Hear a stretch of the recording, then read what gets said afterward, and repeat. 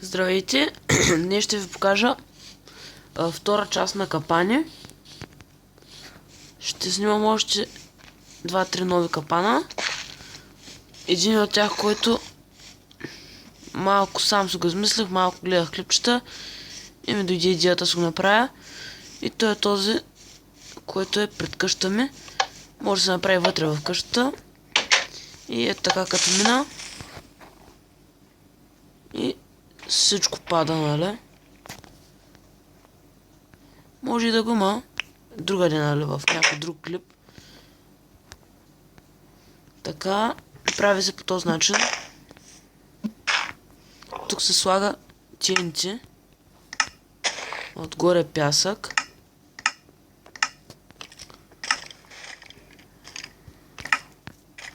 А тук нещо такова. Не е задължително да е. Добре, извинете моя грешка. Трябва да дочупя до край. И сега вече се слага TNT. Не тука. И тук. Така, така. И е тук стъпят опада и вие падате с блокчетата с двете.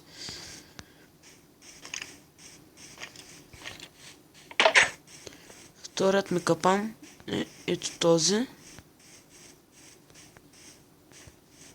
Като влезете няма излизане. Освен ако направите така. Сега ще покажа как се прави. Трябва ми сол санд.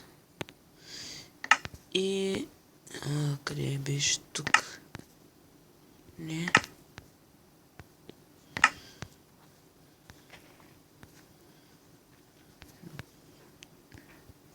Stone slab. Така.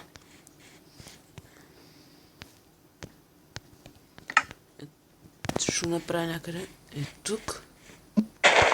Слагам това така. Stone slab.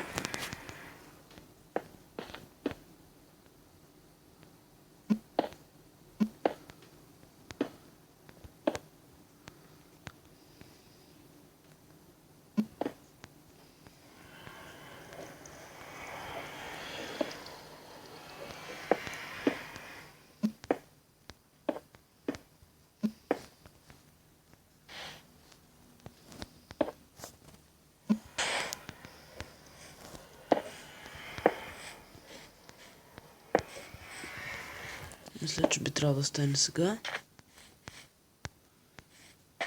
Не. Защо не става? Нямам си на представа.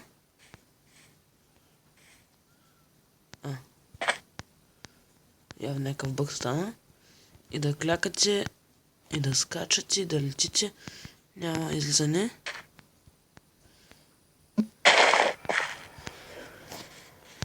Така, следващия капан, който ще ви покажа. И тук бях го почнал да го правя, но... къде беше? Няма си на представа.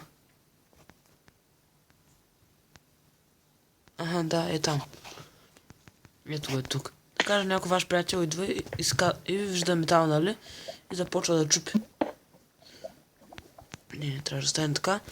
Трябва да е точно върху купчето. И като почне да чупи... Добре, защо не падам? Не мога да разбера защо не падам. Ето. И той пада надолу.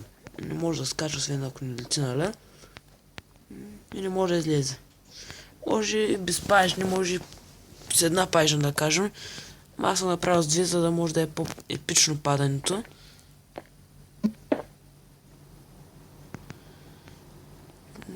Може да го направите също с две купчета, за да може да е по-сигурно падането.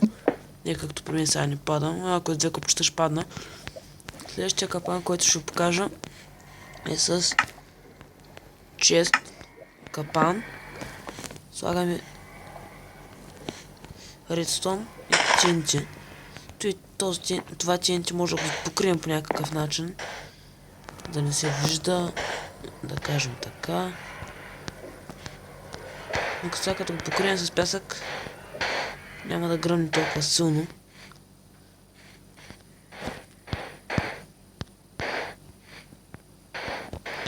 Така.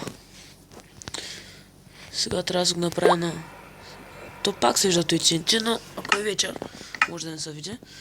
Трябва да си го направя на сервил, за да мога да се отворя това честа. И ето, отварям го и се търся който ми трябва. Обаче, през това време, TNT-то гърми, докато е отворен честа. Сега, това бяха капаните.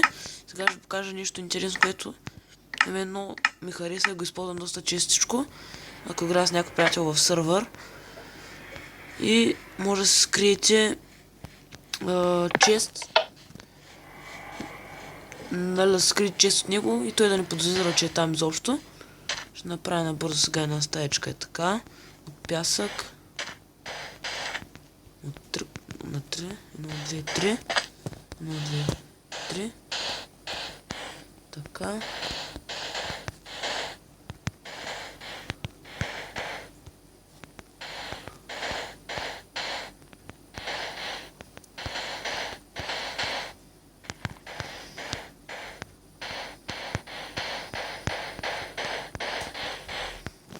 И тук ще е вратата.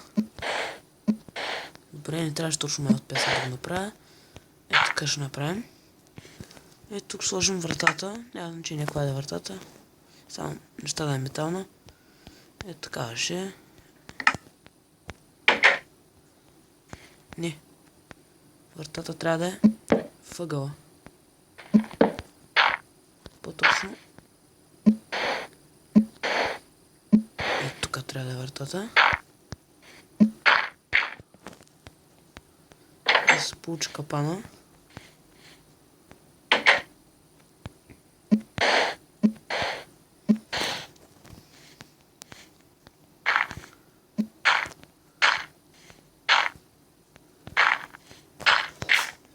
Ако живеете някъде в мина, нали? И така.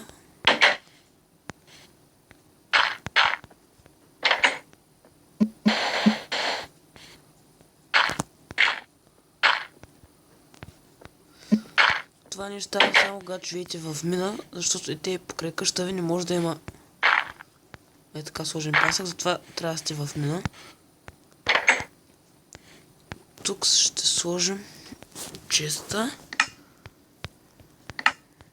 Е така. И тук е някакъв чест, нали? И е така. И вашия приятел влиза, нали? Търси от честа, взима с код му трябва и излиза. Но само вие знаете, че тук има скрит чест. И е много интересно, нали? По много як начин се скрива. Ма трябва тук да ви изчест трудно, защото ако живеете тук, той като затвори, ще види. Трябва да ви изчест трудно така. Влиза, търси, нали, взима с код си иска, нали? Излиза и затваря. И заобщо не подозира, че тук има скрит чест. Много интересно е това. Ще се видим на следващите клипове. Ако ви харесат клиповете, може да ми харесате канала, да се абонират за мен, нали? И до скоро!